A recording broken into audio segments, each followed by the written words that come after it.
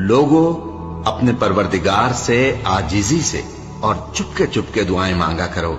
वो हद से बढ़ने वालों को दोस्त नहीं रखता।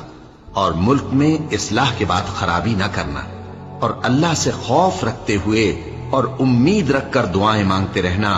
कुछ शक नहीं कि अल्लाह की रहमत नेकी करने वालों से करीब है।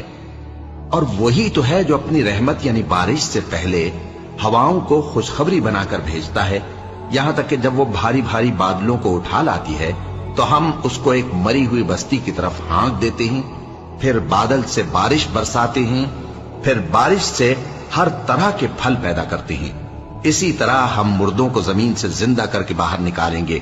ये आयात इसलिए बयान की जाती हैं ताकि तुम नसीहत हासिल करो। और जो जमीन पाकीज़ा है उसमें से सब्जा भी परवरदिगार के हुक्म से नफीस ही निकलता है, और जो खराब है उसमें से जो कुछ निकलता है नाकिस होता है।